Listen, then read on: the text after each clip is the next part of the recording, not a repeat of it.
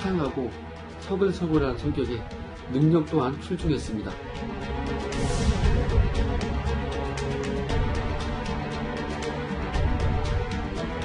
민정특감반이 울산 현장에 갔던 그 이유는 고래고기 사건 때문에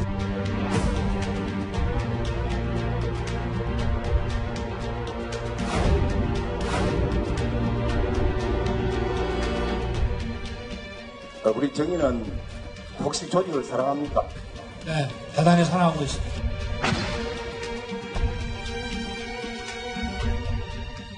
야, 백원우, 너희들 정말 양심이 찌르는 거 없어?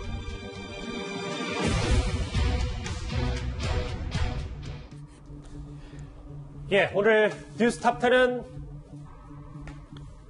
여기부터입니다.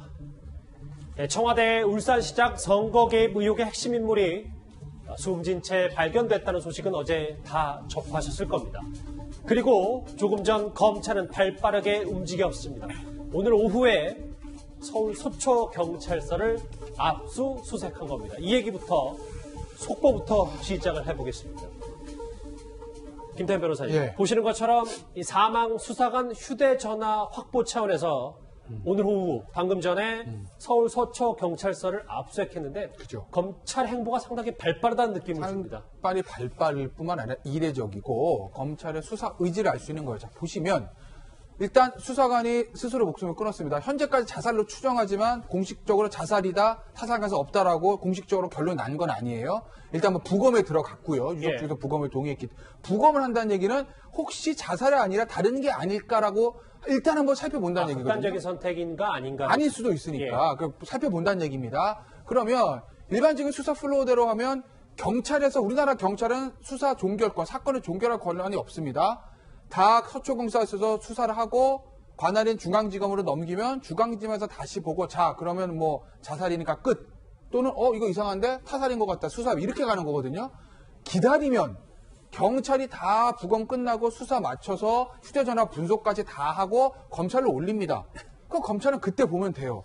그런데 서초경찰서를 압수해서 휴대전화를 바로 가져갔다? 이건 뭐냐면 두 가지입니다. 하나는 이 휴대전화는 사실 어떻게 보면 극단적인 선택을 한 이 수사관의 사망 경위를 알 수 있는 것이기도 하지만 그거보다 이 사람이 창성동 별관에 있는 민정비서관, 백원우 전 민정비서관 밑에 별동대를 근무하고 울산도 내려갔다는 의혹이 있는 상황에서 그때의 열쇠를 풀 수 있는 중요한 증거 자료거든요.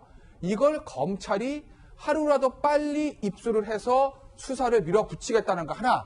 또 하나는 조금 무리한 추측일 수도 있는데 이 수사의 핵심은 어디죠? 경찰입니다.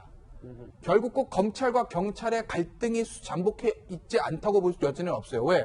어쨌든 울산시장을 수사한 건 경찰이고 그 경찰의 수사 결과를 불신하고 무혐의처분 99장의 불기소 결정서를 쓴 건 검찰이거든요. 그러면 검찰 수뇌부 입장에서는 다른 것은 몰라도 이 사건에 관해서는 경찰에 대한 불신이 없다고 볼 수 없죠. 그러면 하루라도 빨리 다른 일이 생기기 전에 휴대전화를 먼저 확보하겠다는 거고 경우에 따라서는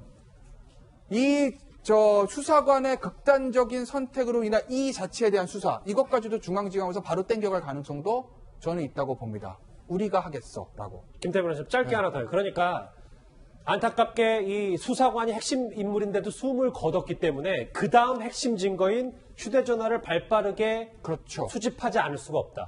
알겠습니다.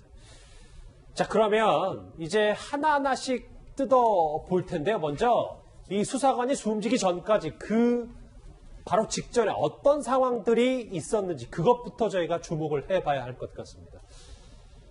이현정 의원님. 네. 이른바 백원우 별동대 수사관의 극단적인 선택인데 이 숨진 수사관이 지금 이 김기현 첩보 문건을 생산하지 않았냐라는 의혹의 중심에 서 있었단 말이죠. 네, 그렇습니다. 지금 이 수사관은 원래 청와대 민정비서관실에 요원으로 근무를 하다가 올 2월 달에 동부지검으로 복귀를 했습니다. 복귀를 하고 이번 사태가 터지면서 한 차례 조사를 받았어요. 그리고 어제 오후 6시에 2차 조사를 받기로 약속을 했습니다. 자, 근데 2차 조사를 받기 3시간 전에 일단은 이 극단적인 선택을 한 것이거든요. 근데 지금 보면 특히 민정비서관실 같은 경우는 청와대 이제 반부패 비서관실 밑에 주로 감찰관들이 있습니다. 이 감찰관들이 누구냐면 주로 경찰과 검찰에서 파견 나온 사람들이에요. 예. 주로 고위공직자들에 대한 이제 감찰 업무를 수행하고 있는데 민정비서관실은 이제 친인척 관리를 하는 곳입니다. 자, 친인척 관리는 뭐냐면 대통령의 친척과 인척들 중에서 혹시나 비리가 없는지 이런 것들을 이제 어떤 정보 탐문을 하고 그거에 대한 사후 처리를 하는 것인데, 근데 문제는 여기 6명이 있는데요. 이 중에서 2명이 별도의 사무실에 특별한 임무를 했다는 겁니다. 자, 이 중에서 1명은 검찰 출신과 1명은 경찰총경입니다. 근데 이 2명 중에서 지금 이제 극단 선택한 분이 바로 이 검찰 수사관이에요. 자, 그렇다 보니까 실제로 이번에 보면 모든 핵심적인 사안에 지금 등장하는 인물이 바로 백원호 전 민정비서관 아니겠습니까? 그렇죠. 그러면 결국은 그 백원호 민정비서관의 어떤 임무를 받고 임무를 수행해왔던 두 사람이 어떤 면에서 보면 이 사태에 대해서 상당히 많은 부분을 알고 있을 것이라 우리가 가정을 할 수가 있지 않겠습니까? 그렇다면 이 극단 선택을 한 이 검찰 수사관도 마찬가지로 상당히 많은 것을 알고 있을 테고 거기에 대해서 검찰 입장에서는 수사를 할 수밖에 없는 상황이겠죠. 자, 그렇다 보니까 어떤 면에서 이 지금 수사관 같은 경우는 우리 동부지검 형사 6부에 조사를 받고 있어요. 여기는 뭘 하냐면 유죄수 사건을 수사하고 있는 곳입니다. 예. 바로 그 수사를 담당하고 있는 바로 수사관이에요. 자, 그러면서도 한편에서는 서울지검 공공수사부에 이 사건을 지금 조사받아야 될 참고인 신분이었단 말이죠. 상당히 이중적인 신분이었죠. 그러다 보니까 아마 지금 뭐 현재로서는 아직까지 이제 정확한 유서 내용이 나오진 않았지만 어쨌거나 이번 사건을 풀 수 있는 키맨 중에 한 명이었다. 이런 것은 분명한 것 같습니다. 말씀처럼 이 김기현 전 시장 첩보 최초 입수자가 이 인물인가, 문건을 생산한 것도 이 인물인가 라는 의혹이 지난주까지 있었단 말이죠. 지난주에 이렇게 청와대 하명 수사 의혹이 최초로 불거졌을 때 이 숨진 수사관은 울산으로 간 인물로도 지목되기도 했습니다. 민정특감반이 울산 현장에 갔던 그 이유는 고래고기 사건 때문에 검찰과 경찰이 다투는 것에 대해서 이런 그 부처 간의 불협화음을 좀 어떻게 해소할 수 없는가 해서 내려갔다라는 말씀을 드리고요. 비리에 대한 그 첩보를 받은 것은 그 당연히 신빙성 등을 판단한 이후에 조사 대상자인 경우에는 조사한 이후에 조사 대상자가 아닌 경우에는 그대로 관계기관에 이첩합니다. 김기현 시장의 경우에는 청와대의 조사 대상이 아니었기 때문에 그대로 이첩했다고 들었습니다. 만약에 그대로 이첩하지 않았다면 그것은 직무유기입니다. 정서현 소장님, 내용은 이건 것 같더라고요. 그러니까 이 숨진 수사관은 울산 자체를 안 갔다라고 했는데 당시 금요일 목소리 노영민 비서실장 얘기는 고래고기, 그러니까 사건 여부를 떠나서 울산행을 갔다. 이 진술이 좀 엇갈렸었단 말이죠. 그렇습니다. 그래서 진술을 번복하는 것에 대해서 부담을 느끼지 않았을까 하는 추측은 있습니다만 그것이 극단적인 선택을 하게 된 어떤 중요한 요인은 아닐 걸로 봅니다. 왜냐하면 지금 A 수사관 같은 경우는 본인 자체가 굉장히 베테랑 수사관이거든요. 예. 그러니까 사실 진실을 얘기를 하면 됩니다. 진실을 얘기를 하면은 상당히 선처를 받을 수 있을 거예요. 그럼에도 불구하고 이런 선택을 한 거는 본인이 진실을 얘기함으로써 다칠 또는 굉장히 커질 어떤 사건의 파장을 굉장히 우려했거나 아니면은 다치게 될 어떤 사람들의 어떤 압박감, 누가 뭐 직접적인 압박을 아니더라도 본인이 그런 것에 따른 굉장히 심리적인 부담을 느꼈을 가능성이 더 크다고 봅니다. 그러니까 정서현 소장님, 말을 바꾼 것에 대한 부담을 넘어서 자기가 갖고 있는 의혹과 알고 있는 것에 대한 부담감이 더 컸을 수 있다. 이 말씀이시죠? 그렇습니다. 자, 이 백원우 별동대 소속이었던 이 숨진 검찰 수사관, 이렇게 속사정을 하나씩 들여다보고 있는데 그는 청와대와 검찰 사이에 낀 비극적 상황에 놓였던 것으로 보입니다. 이 하나씩 좀 더 깊게 살펴보죠. 김상현 평론가님. 숨진 검찰 수사관이 물론 엄청난 고급 정보를 취급하는 수사관이었음에도 본인이 이렇게 책임질 만한 위치가 아니었는데 왜 이렇게 극단적인 선택을 했냐라는 해석이 좀 분분합니다. 네.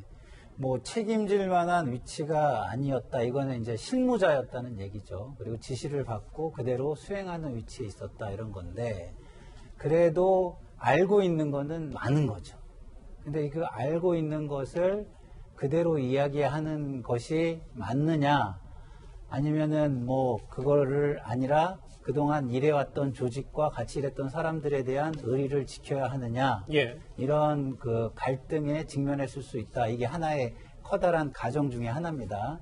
근데 그게 사실일 수 있다라는 생각을 저는 좀 해요. 왜냐하면 저도 여기 와가지고 이렇게 평론을 하는데 저도 이렇게 뭐 국민을 먼저 생각할 것이냐, 저도 이제 당에 속한 사람이니까 우리 진영을 먼저 생각할 것이냐, 이걸 가지고 처음에 방송을 출연하면서부터 굉장히 심적 갈등이 많거든요. 지금도 이야기하면서 저도 그게 있습니다. 근데 이분 같은 경우는 저처럼 단순하게 도덕적인 게 아니라 누군가에게 그 피해가 갈 수도 있고 뭐 이런 상황이잖아요. 그리고 그렇지 않으면 자기가 그거를 덮어쓰거나 자기가 책임을 아주 크게 져야 될지도 모르는 상황이잖아요. 그런 상황 속에서 이런 상황을 저는 처음 접해봤을 것 같아요. 왜냐하면 대부분 검찰은요, 야당, 죽은 권력을 대상으로 하는 경우가 많기 때문에 이런 걸 고민할 필요가 별로 없었잖아요. 근데 지금은 살아있는 권력 청와대, 그리고 또 하나의 살아있는 권력 검찰, 이 사이에 앵커 말씀처럼 끼어 있었다고 한다면 그 부담감은 상당히 컸을 거다. 왜냐하면 그 조직에 일했기 때문에 그 조직의 생리도 잘 알고 권력을 위해서 일해봤기 때문에 권력의 생리도 잘 알기 때문에 그 부담감은 작지 않았을 거다, 이런 생각이 듭니다. 그 심적 부담감을 미루어 짐작할 수 있는 부분이 지인들의 말을 보면 좀 알 수 있잖아요. 김태현 변호사님. 청와대에서 같이 일했던 사람들과의 의리 때문에 심적 부담감을 느꼈다. 나에게 모든 걸 뒤집어 씌우려는 것 같다고 말한 적이 있다. 이 숨진 수사관의 지인들의 증언입니다. 그러니까 뭐 앞서 두 분 말씀하셨지만 그런 부분들, 이렇게 보면 사람이 우리나라 이제 원래 조직 논리에 좀 매몰되는 경우도 있어서 친정을 배신하는 행위를 굉장히 부담스럽게 느낍니다. 근데 지금 청와대와 검찰이 창이고 청와대가 방패잖아요. 청와대도 친정, 검찰도 친정이에요. 자기는 지금 본인은 친정에서 또 다시 돌아왔고, 그러니 지금 어느 한편을 들기가 굉장히 애매모호한 상황일 수도 있는 거죠. 그래서 모르겠습니다. 사람마다 어떤 큰일이 있을 때 대하는 자세는 조금 성격마다 다를 수가 있는데, 글쎄 그냥 본인이 알고 있던 사실을 그냥 담백하게, 왜냐면 본인도 검찰 수사관이기 때문에 어쨌든 법을 집행하는 사람 아니겠습니까? 법 앞에 누구나 평등하고 검찰은 공익을 위해서 진실을 밝히는 기관이라고 보면 그냥 담담하게 본인이 심적 고통은 좀 있었겠지만 그냥 알고 있는 사실들을 다 털어놓고 그냥 진술하는 것이 훨씬 본인에게도 좋고 가족들, 같이 일했던 동료들에게도 장기적으로 보면 그게 더 좋았을 텐데, 어쨌든 본인이 그런 심적인 고통을 이기지 못하고 스스로 목숨을 끊은 것 같아서 좀 안타깝습니다. 자, 그런데요, 이 백원우 별동대의 검찰 수사관이었던 그는 메모 형식의 유서 9장을 남긴 것으로 오늘 새롭게 알려졌습니다. 그리고 이 인물에게 죄송하다, 미안하다는 마지막 메시지를 남겼습니다. 대단히 사랑하고 있습니다. 저는 사람에 충성하지 않기 때문에 제가 오늘도 이런 말씀을 드리는 겁니다. 검찰이 뭐 한 달 넘게 수사했는데 나온 게 없다, 수사 결과가 없는 건 아니죠. 왜 그가 극단적인 선택을 했는지 조금 더 깊게 설명이 될 만한 것들이 메모 형식의 유서에서 저 내용입니다. 윤석열 총장에게 죄송하다. 정성희 소장, 어떻게 평가해야 됩니까? 그렇습니다. 지금 현재 검찰 소속이지만 과거에도 윤석열 검찰총장이 반부패 수사관을 할 때 밑에서 일을 한 적이 있었고 굉장히 개인적으로 아꼈다고 합니다. 그러니까 본인이 지금 아까 말씀하신 대로 굉장히 끼인 상황이죠. 청와대에 같이 일했던 사람들을 계속 배신할 수도 없고, 지금 검찰에 있는 조직에 대해서 거짓을 말할 수도 없고, 이런 딜레마 상황에서 특별히 지금 이 수사를 지휘하고 있는 윤 총장한테 남긴 것은 이번에 청와대 하명 수사의 일부를 결국은 일부를 시인하는 것이 아니냐 하는 그런 내용이 있고요. 그러니까 다 얘기를 할 수 없지만 어느 정도 정황상 시인한 듯한 느낌이 있고, 또 들어가서도 내가 다 말을 할 수 없다, 다 일을 말할 수 없다, 진실을 말하기 어려운 그런 상황에 대해서 저런 식으로 우회적으로 죄송하다, 이런 표현이 나온 것이 아닌가, 이렇게 추측해 볼 수 있겠습니다. 화면이 좀 중요해서 다시 한번 봐야 될 것 같아요. 지금까지 언론을 통해 알려진 메모 형식의 유서 가운데는 윤석열 검찰총장에게 정말 죄송합니다, 그리고 가족들 배려 부탁드립니다, 이 숨진 수사관과 윤석열 총장의 인연, 이현정 의원님 어느 네. 정도 깊은 인연이 있습니까? 원래 이제 이 수사관 같은 경우 9급으로 들어왔어요. 그리고 지금 이제 최근에까지는 이제 6급 수사관이었습니다. 아마 9급으로 들어와서 6급까지 이렇게 40대 후반에 승진하기는 굉장히 아마 조직 내에서 능력을 인정받은 그런 케이스 같아요. 특히 이제 윤 총장하고는 예전에 2009년도에 윤 총장이 이제 대검 범죄정보 이 담당관 할 때 그 밑에서 바로 수사관을 했습니다. 이게 대검 범정이라는 곳이 굉장히 중요한 곳입니다. 지금은 사실은 뭐 검찰 개혁한다고 이걸 폐지한 상황인데요. 이 범정이라는 데서 이제 주요한 범죄 정보를 수집하는 곳입니다. 바로 이 범죄 정보를 수집을 하면 이걸 근거로 해서 특수부 이런 데서 인지 수사를 하거든요. 그러면 이 수사관들은 보면 주로 주요한 부분에 가서 정보를 수집해 와요.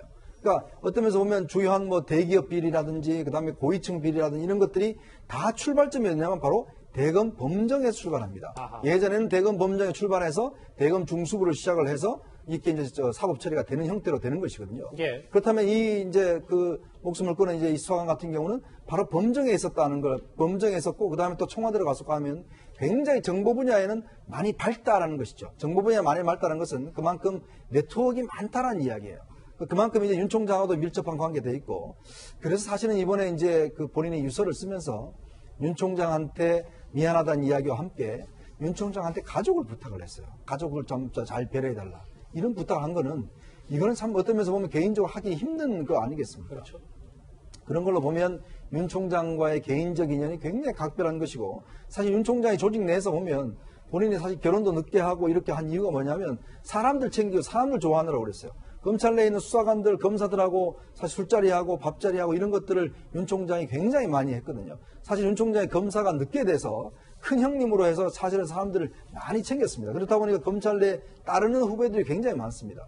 아마 이번 같은 경우도 그런 인연이 상당히 깊게 작용한 것이 아닌가라는 그런 추정을 해봅니다. 김사회 평론가님, 네. 제가 기억하기라도 이렇게 엄청난 큰 스케일, 크기가 큰 의혹의 어떤 핵심 당사자가 극단적인 선택을 했을 때 네. 그 이후에 유서에 어떤 특정 인물을 넣고 가족들을 잘 배려해달라라는 말을 한 제 보도를 접해본 적 상당히 이례적인 거거든요. 그렇죠. 그러니까 그만큼 어떻게 보면 또 윤석열 총장을 좀 옛날에 많이 의지했다 이렇게 해석할 수도 있는 부분인 것 같아요.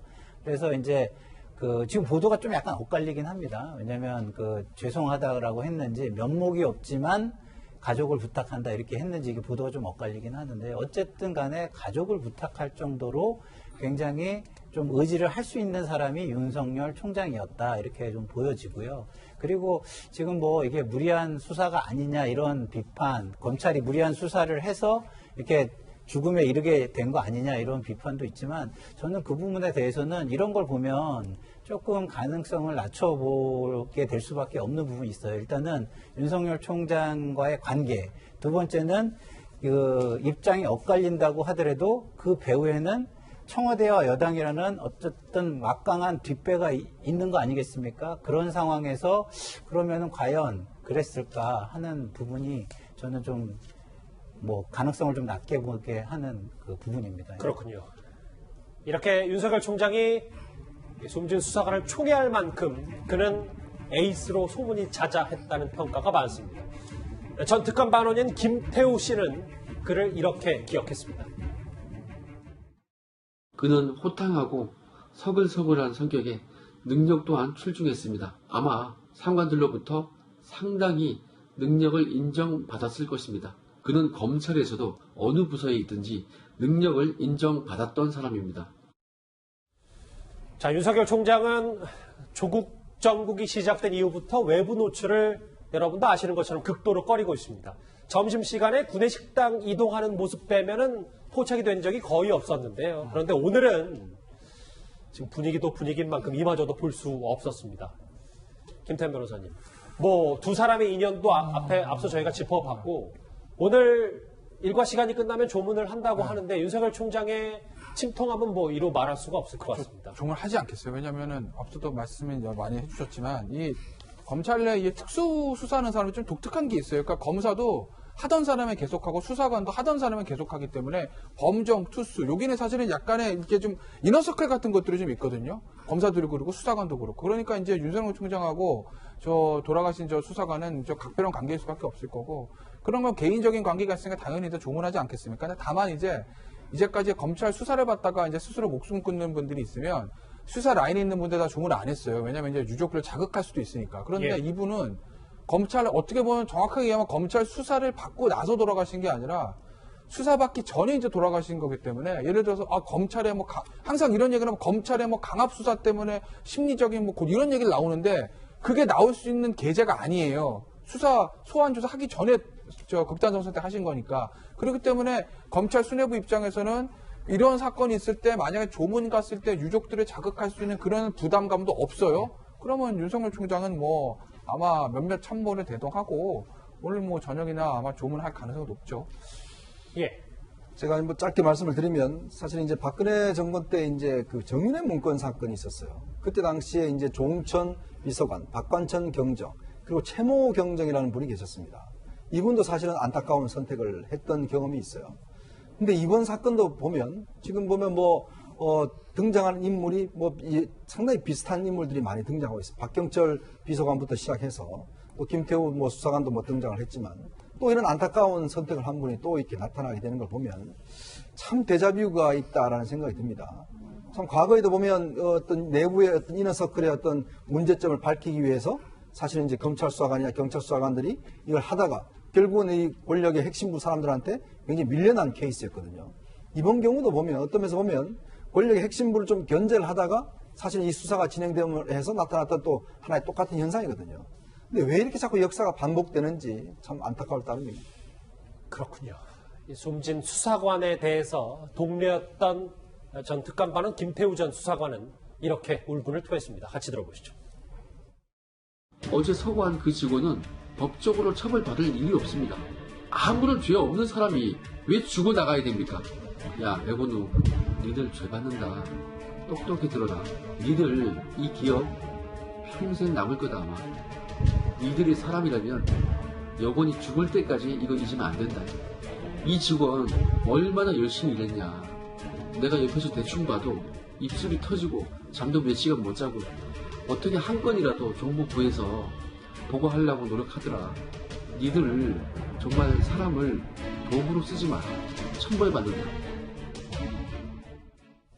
일단 의견이고요. 김태우 전 특감반원의 주장이니까요. 백원우 민정비서관에 대해서 거침없는 얘기를 했는데 정세현 소장 정리를 좀 해볼게요. 휴대전화 오늘 방금 전에 들어온 얘기로는 휴대전화 압수수색까지 해서 뭔가 확보한 다음에 수사를 하려고 하지만 아무래도 좀 수사에 제동이 걸리진 않을까라는 여러 가지 우려들도 나오고 있습니다. 검찰 수사라는 게 기자가 기사 쓰는 거랑 비슷해서 한번 이렇게 손을 대기 시작하면은 중간에 멈출 수가 없는 특징이 있습니다. 더더욱이나 압수수색 영장이 발부가 됐다는 것은 그 필요성, 압수수색을 받을 때는 그 판사한테 그 필요성에 대해서 쓰는데 그거를 법원에서 인정했다는 것이고 그리고 보도가 나오면 민정수석실에서 수많은 전화 때문에 굉장히 시달렸다는 얘기가 있기 때문에 휴대전화만 들여다봐도 내용을 어느 정도 파악할 수 있지 않을까 생각이 들어서 지금 말한 대로 김태우 전 특감반원 지금 나온 대로 이런 사람이나 특감반장 나아가서는 백원우 전 비서관까지 압수수색 소환 조사가 불가피한 걸로 생각에 따라서는 굉장히 앞당겨질 수도 있다고 봅니다. 알겠습니다. 자, 백원우 당시 민정비서관을 향한 김태우 전 특감반원의 일갈도 들어봤고요. 관련해서 울산에 내려갔는지 여부를 이 숨진 수사관이 어떻게 얘기했는지 실제 울산에 갔는지 안 갔는지 저희 보도 내용과는 조금 다른 부분도 있어서 저희가 이 주제는 다음에 좀 더 자세하게 짚어보도록 하겠습니다.